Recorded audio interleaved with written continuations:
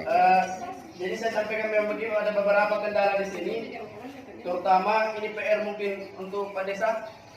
Setelah saya menghitung jumlah luasan yang ada di Desa Lumpangan, yang saya dapat itu 17,2. Kendalanya di sini adalah batas desa yang kemudian antara Matubarat dan Lumpangan itu yang masih 50. Kalau yang data sampai sekarang itu berapa itu? 4,7 jalan dari Lumpangan dan lainnya dari batas Matubarat ke batas Bengkeke sama jalan yang masuk ke Bengkeke lama. Itu 4,8. Pikiranku jangan sampai itu menjadi luasan. Itu yang jadi luas Pak. Dulu. Ya, kami sudah hitung dan mudah-mudahan ini bisa di program ke depan Pak De. Ya. Untuk batas itu. Jadi nanti ini kita sandingkan data bukan hanya data capil, tapi kita juga sandingkan data DTKS. Jadi di sini kan di DTKS kan ada dua, ada berbasis rumah tangga, ada anggota rumah tangga. Dan secara otomatis akan terikat di sini dan secara otomatis juga ketika di DTKS itu penerima BLT, PKHB, Baper Suami, Prakerja Pendidikan Anak, PPT itu bahkan nampak di sini. Bahkan yang pada karya tunai juga kami sudah masukkan berapa orang yang ada dalam DTKS yang dilibatkan dalam bekerja yang pada karya tunai akan di sini. Jadi akan jelas nanti jumlah penerima pemanfaat di sini akan jelas. Makanya akan ada persentase dari sekian data subscriber yang ada yang ada di DTKS sekian persen yang sudah tersentuh. Itu seperti itu. Jadi ini yang kemarin saya coba konsep bagaimana caranya data terpadu ini bisa kita sajikan di desa. Bahkan ketika pemain yang ada nih, nah itu ada nih yang tidak benar dalam DTKS, maka langsung otomatis akan terbaca invalid. Ya.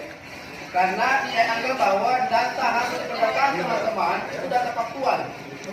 Karena nasi mantomi juga kakak bahwa nasi mantomi KTP-nya. Makanya aku anggap tidak faktual Pak De. Dan sehingga kami di sini adalah 60 tahun ke atas. Ya. Sementara balita itu 0 sampai 5 tahun. Ya. Nah, ya, ini hitungan kami. Dari sini sudah ada klasifikasi berdasarkan umur.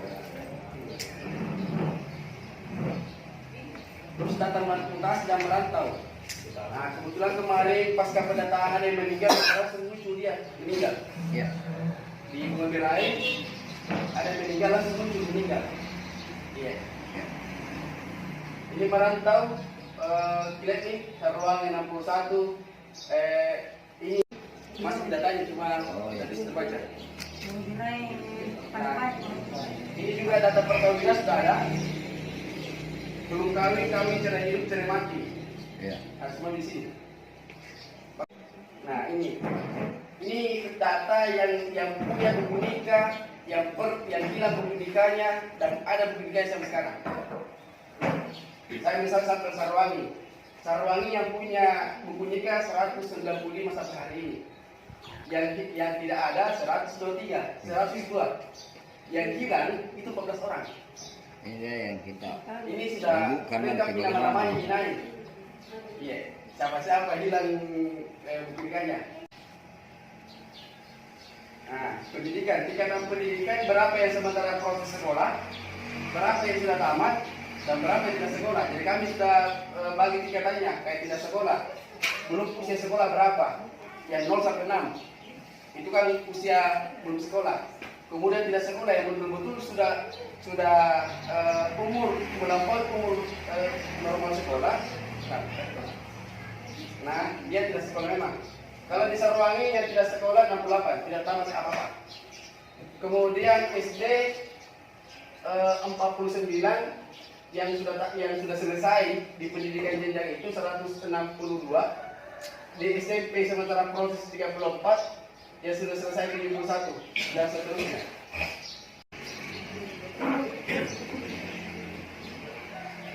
Nah, ini kondisi pekerja berapa yang sekolah, berapa yang tidak bekerja. Itu ada semua datanya. Pekerjaan utama berapa petani. Nah, ini juga sudah kami rekap. Lanjut ya. Koordinasikan. Inilah data nanti yang akan kita musyawarahkan. Direkap SDGs hasil pendataan teman-teman itu yang akan dimusyawarahkan. Sama Ah, ya. ya, nanti kita pertanyakan itu. Jadi bisa saja dia yang salah. Jadi kita lanjut. Nah ini juga sudah ada rekapan titik-titik pembuangan sampah warga tak. Iya. Kayak pemain di Pulau Wali. Nah Pulau orang itu sudah membuang sampah di tempat sampah. Ada yang tidak ada yang membuang di kebun, ada yang di sungai. Nah ini yang paling parah di sungai. Karena negara ini pertanian, itu bisa dideteksi. Kemudian berapa yang dibakar, yang bisa melahirkan pencemaran.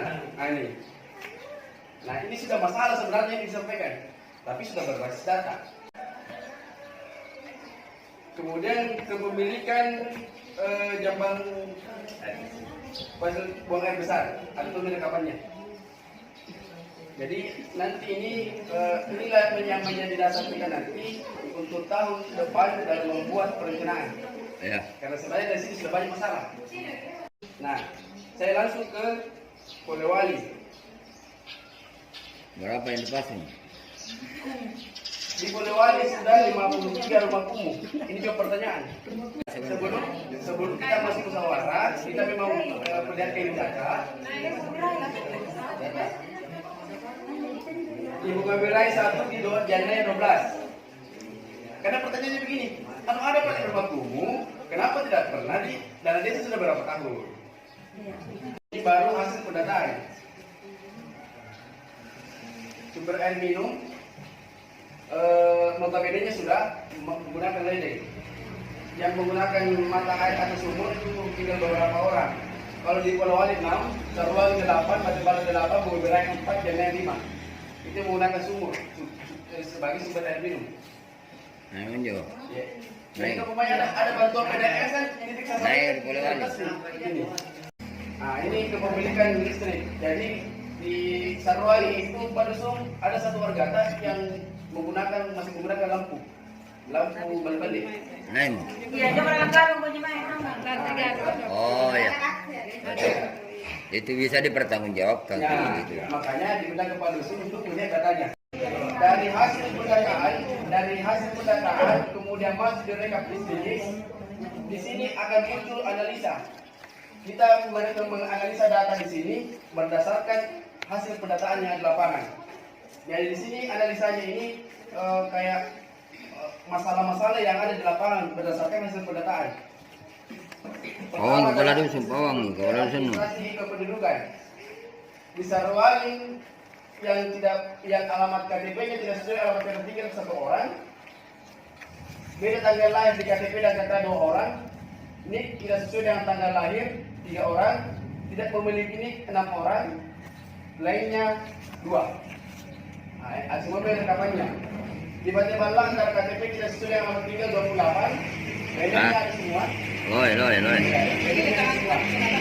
Kemudian tidak berKTP Janaya 16 orang. Nah, mana Kordo? Ini catatannya nanti untuk Kordo. Iya. Iya. Untuk sementara 34 warga yang bermasalah di administrasi kependudukan. Iya, untuk sementara. Oke, Terus lanjut. untuk masalah di tingkatan administrasi keluarga. Nomor KK tidak sesuai kode wilayah ada di Polewali 1. Kan kita kode jadi 7303. Iya. Nah, terus ada beberapa warga yang sudah menikah, yang seharusnya dia sudah pisah sama orang tuanya. Masih. Itu ada 2 orang di sana. Di mana itu, Pak? Polewali. Ah, Kemudian lainnya 1. Di Sarwangi 1 yang tidak memiliki kakak langsung. Alamat kakak tidak sesuai dengan tempat tinggal 2 orang. Kakak butuh perubahan dengan presentasi 1 orang, lainnya 3. tugasnya produk itu. Iya. Di Batibala dia seperti itu. Total yang bermasalah di administrasi ke kartu keluarga itu 39 orang untuk sementara. Kemudian analis data kemiskinan dan data yang putus sekolah. Nah ini. Di situ kami sajikan yang tidak sekolah, yang putus sekolah, usia sekolah tapi tidak sekolah, umur 7 sampai 18 tahun karena anak sudah sekolah. Itu Polewali 4 orang, Sarwali 4, Ngabirai 2. Yang jelas yang usia anak yang seharusnya sekolah dan putus sekolah juga berapa orang ini. Jelas, jelas di name by address. Jelas ini. Nah, tugasnya Pak Dusun dan area 76. Kemudian analisis data usia kerja. Jadi sini akan muncul nanti ada tidak di lembaga usia di bawah umur yang dipekerjakan. Nah, di sini usia 15 sampai 18 ada satu orang di Sarwangi. Usianya baru 15 seharusnya kan usia sekolah. Nah, gitu. Untuk tidak berada di posisi 1 usia 8 sampai 12 tahun karena itu parah. Oh ya nih, Normal. conteng kau. Nah, Kemudian yang mencari pekerjaan karena jujur saja di musim kemarin Pak Haris meminta data berapa anak muda di sini yang butuh keterampilan untuk bekerja untuk diarahkan ke apalagi BLK. BLK. Tapi sampai sekarang kan tidak ada manajemen address. Nah itu kelemahannya. Kemudian analisis usia perkawinan. Nah, ini PTBM ini pada sini. Di Poliwali ada satu orang yang menikah di bawah umur. Di Sarwangi 2, Baca-Bala 1, Kemudian 3. Tapi terkadang kalau waktu beri balang aku ni, tengok pula ironi. Ya. Puskesmas itu. Ya. Kemudian di usia rentang ini kan 36 tahun ke atas itu kan usia rentang. Rentang dalam konteks pernikahan. Nah itu di Poliwali 112. Jadi dia di umur 36 ke atas baru menikah. Kalau usia produktif 20 sampai 35. Oh, lamatnya mau dede nanti. Nah, Banyak di Polewali. analisis perceraian. Nah ini rekomendasi kemarin Pak Dusun Naya. Iya. Jadi status yang sudah cerai umur 15 sampai 35 tahun yang dianggap Dusun Naya usia produktif itu sebanyak 15 orang. Janaya lah tu itu janaya. Produktif. Kita tengok aja Pak. Ada pernah total anak lulus ini Pak. Terus usia 35 sampai 50 tahun. Belum pituan. Belum. Kemudian usia cerai di atas 50 tahun itu sebanyak 105. Nah, ini lah di sini lagi. Ini lebih banyak yang cerai, tapi rata-rata yang usia 50 di atas itu cerai satu. Nah, ini yang saya bilang tadi Pak Dirjen. Penerimaan BLT yang program lain di Sabang ada 4 orang. Kemudian di Batik-Batik 2 orang, di Magerai 6, dan lain 2. Nama-namanya bisa bentar ini aku perlihatkan. Siapa-siapa namanya, jangan sampai itu belum. Iya, mau bilang ini coba. Itu maksudku. Jangan sampai. Karena kayak ini pelompatan program kan dari satu tahun sebelumnya. Jangan sampai dia menerima BLT di 2020, menerima anggaplah UMKM di 2001, tapi tidak datang di BLT 2021. Jangan sampai begitu Ji. Ya. Nah, tapi ada beberapa saya dapat itu masih menerima sampai hari ini. Ada beberapa, tapi tidak sebanyak ini sih. Ya. Jadi Polewali kosong, Botlem tidak masuk belum masuk datanya. Sarwangi 4 orang dan 4 orang yang 3 orang ini sudah dieksekusi dari kemarin. Kalau saya lihat. Apanya Pak? Sudah dieksekusi, sudah ada pergantian. Sebelum pendataan. Batik-Batik 2, Magerai 6. Yang 2 ini sudah keluar 1 pensiun. Ini Anna Hamalukli.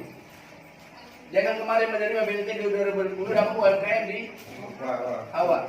Iya, 1 orang. Makanya saya dulu. Bisa diverifikasi. Kalau Magerai baru tadi saya dapat datanya. Dan saya tidak bisa pelajari. Nah, tapi sebentar saya akan perlihatkan nama-namanya. Jadi 2 orang. Iya, tapi cuma ini yang terbaca. Terbaca sekarang. Artinya biasa begini. Saya sampaikan juga kepada Dusun, terkadang masyarakat tidak mau jujur. Iya. Jujur saja, saya heran di data yang kasih pada teman-teman, kenapa tidak ada prakerja? Karena tidak ada yang bilang. Tidak ada yang bilang. Masuk ini. Ya. Itu saja UKM, tidak jujur. Di daftar penerimaan BLT itu tidak akan sinkron dengan data yang di desa. Penerima BST tidak akan sinkron dengan data yang di desa. 3 dusun saya coba cocokkan dengan penerima BLT sudah cocok Pak De. Karena apa? Ada masyarakat tidak mau ngaku dirinya bahwa dia menerima BLT. Iya. Padahal ada namanya di penerima. Ya. Gitu. Kasusnya juga begini Pak De. Bapaknya yang menerima, tapi giliran data yang didata tinggal anaknya. Untuk menerima BLT. Tidak. Artinya bapaknya terdaftar di penerima BLT, tapi karena saat itu melapor ke lapangan yang ditemui adalah anaknya. Anaknya diwawancarai sehingga dia tidak mengetahui apakah bapakku menerima BLT. Nah, itu beberapa indikasi kasus di sini. Kita tidak keluar penerimaan tak. Makanya saya butuh dalam bentuk file nama-nama penerima BLT supaya saya bisa langsung cetak. Nah ini juga karena kebetulan kami belum dapat data dari Capil, seharusnya saya sudah sinkronkan data Capil per dusun, kemudian data hasil faktual SDGs. Kita akan sajikan di sini berapa selisihnya. Jadi maksudnya yang data penduduk dari Capil itu apakah dicari per dusun atau per desa? Per desa Pak De. Per desa. Tugasku yang akan memilah per dusun. Iya. Kalau dusun janda yang mungkin jelas nih. Yang saya antisipasi datanya Capil itu adalah pemekaran. Iya. Iya, pemekaran Batibala jandanya. Karena masih banyak orang yang sudah berstatus warga Batibala. Tapi administrasinya dicari jandanya. Oh iya. Iya. Sama dengan Batibala Sarwangi. Iya. Nah, yang membuat juga bingung Pak De adalah di sektor Boti Lempangan Polewali. Iya. Iya, Polewali. Makanya kemarin di data BST itu terkadang undangan penyampaiannya orang lari jandanya Iya. atau kata dari Batibala undangannya di Sarwangi, di Padus Sarwangi. Iya. Karena apa? Karena alamat di administrasi terdapat di Capil itu beda dengan faktual.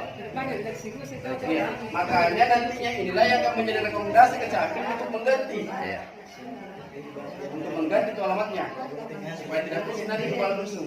Tapi datanya dulu dari Capil untuk desa Lumpangan, lalu kemudian diverifikasi di baru disampaikan ke yang bermasalah. Iya Pak. Iya. Karena kalau Capil itu sesuai dengan di KK, alamatnya di KK. Yang keluar dari Capil itu sudah sesuai dengan KK. Nah, kalau yang hasil SDGs ini, kemarin saya sudah bilang sama Kak Eni, pasti Kak Eni banyak PDRT di bawah tuh. Nah, kok iya. Nah, seharusnya di PDRT juga ini yang eksekusi. Oh, di Imran ya. Karena sebentar akan dilihat Mantang yang mana batas wilayah RT ku. Ketika memang konsisten ke numerator, saya akan perlihatkan sebentar titik-titik batas RT dan RW. Ini juga Pak De, nanti akan kami sandingkan data pemilih sementara antara Capil dan hasil pendataan. Ya. Jadi sebenarnya nanti akan kita di musyawarah nanti kami akan insyaallah itu komitmen kami, kita akan musyawarahkan data yang betul-betul valid. Data betul-betul valid hitungan hasil data SDGs. Kalau sampai batas musyawarah tidak ada hasil dari Capil, maka kami akan gunakan data lama sebagai sandingan. Data di bulan berapa yang kemarin terakhir? Bulan 4 ya? Kami akan sandingkan di bulan 4. Saya lanjut. Jadi ada beberapa yang menjadi masalah. Pertama adalah atas nama Samsudin Sarwangi di RW 1 itu di laut rumahnya. Nah, yang tepat di sini adalah kayak ini, langsung diklik akan muncul siapa nama punya rumah, dia di RW mana. Ya. Tapi fotonya sebelum saya masukkan, karena kami akan buatkan nanti ini akan lengkap foto-fotonya, makanya itu pendata di bawah, nah foto patana bala, nah foto ini bala, nah, iya. Ini akan kami lengkapi foto-foto masuk. Kami ambil satu sampel. Anu tahu Mas? Bukan. Kepala dusun Jandaya ketika ini kan rumahnya kepala dusun Jandaya kan ada di sini. Ah, jago. Rumahnya Pak Dusun Jana di sini. Ketika diklik Pak Dusun Jananya akan nampak foto, akan nampak nanti nomor HP, kecuali nick kami akan tidak nampakkan karena itu rawan. Indro Kemudian, Indro apa? Tati lagi. identitas nama, tanggal lahir, biodata, umur, status perkawinan kami akan pasang di sini. Nah, ini as nama Amirudin Galung. Dijalung nih, sekarang masih ya. Terus masih. Karuang mungkin. Nah bisa nanti ini ketika teman-teman mau Format ulang. tidak bukan pada langsung di sini nah tunjukkan yang mana rumahnya ini. Langsung saya arahkan. Karena kan dia dipindahkan. Ini bisa dipindahkan langsung sampai di sini. Ini. Nah, seharusnya dia dipindahkan ke sini. Oh, kan banyak ya. Di sini juga kami sudah bedakan yang mana irigasi primer dan sekunder. Jadi yang ini yang warna ini adalah irigasi sekunder kayak ini. Yang warna begini adalah tersier. Jadi kami juga sudah hitung panjangnya semua irigasi. Cuma kendalanya sekarang kami belum bisa pastikan tinggal berapa meter yang belum permanen. Iya. Supaya nanti ini juga pada di akhir pelaporan untuk ini jelas ki. Selama saya di Purdeku sekian meter irigasi, tinggal sekian meter yang belum dikerja. Itu bisa disampaikan. Kemudian jalan tani yang pernah dikerja, kami juga sudah buatkan itu. Kayak ini bangunan permanen, irigasi permanen menggunakan dari tahun berapa? Nah, dulu kami belum isi maksimal masuk. Kami akan buatkan seperti ini. Kemudian ada titik di mana bangunan non permanen, dilakukan lebih jama dengan lebih jama. Makanya ini nanti itu bisa menjadi sebuah bahan. Iya. Kami akan buatkan titik-titik seperti ini. Supaya nanti ketika bapaknya kita musyawarah, kalau kita berbicara di mana lokasinya, langsung nampak di sini. Ini lokasinya. Seperti itu. Kita tidak kelebakan lagi dia mas di mana, RW mana. Iya. Betul-betul terarah kalau seperti ini. Tapi mungkin untuk tahun ini saya tidak bisa selesaikan. Insyaallah tahun depan bisa saya akan maksimalkan. Sama itu kan, seret nah kan. Kita digital ini. Jadi mungkin seperti itu dari kami dan mungkin akan ditambahkan oleh pendamping sebentar. Di sini juga sebelum saya terakhir, di sini juga kami buatkan luas-luas persawahan, perkebunan dan pemukiman. Ini sudah ada. Bahkan perkebunan juga kami sudah siapkan. Jadi kayak jenayah seperti ini modelnya. Ya warna apa ini? Hijau. Hijau ini adalah perkebunan, ini persawahan, ini yang biru ini adalah pemukiman. Kami sudah siapkan luasan. Nah, jangan ada kuntu perkebunan. Ada Pak Dek? Ada ji. Ada titik-titik perkebunan. Ini perkebunan warna merah. Oh iya. Ini yang asli desa. Heeh. Cuma di sini yang saya tidak tahu dia masuk wilayah Lumpangan ataukah Bengkeke, Rawon di sejarah. Nah, itu yang belum saya tahu, makanya saya tidak perlu masukkan. Itu simpang nih. Kalor. Berarti masuk Lumpangan. Iya. Iya, kalor. Lumpangan toh? Yang kedua juga yang di Polewali yang perkebunan itu masuk Lumpangan tidak? Polewali. Bukan, biarkan itu. Aduh. Ini saya masih masuk ini. Lumpangan. Nah ini nanti tinggal dihilangkan. Seperti itu. Kalau Polewali kan full pemukiman ya terus. Dua itu perkebunan di anu. Polewali. Polewali. Nah itu yang perlu tahu. Tiga. Iya nanti kita maksimalkan Pak. Iya. Iya. Perkebunan talu. Jadi yang wilayah kalau terluas di Lumpangan itu dua, Sarawak sama Kota Lumpangan. Iya. Dan yang paling berpotensi apa atas di- konjer galung ah? Pertanian dan dusun. Kota Lumpangan sama Sarawak. Iya tahu. Itu daerah potensial. Heeh. Seperti itu. Karena perumahan. Iya. Dan mungkin sekian dari saya, mungkin ada yang mau disampaikan oleh Pak Sam ataukah teman-teman regulator, silakan. Sekian, assalamualaikum warahmatullahi wabarakatuh. Waalaikumsalam.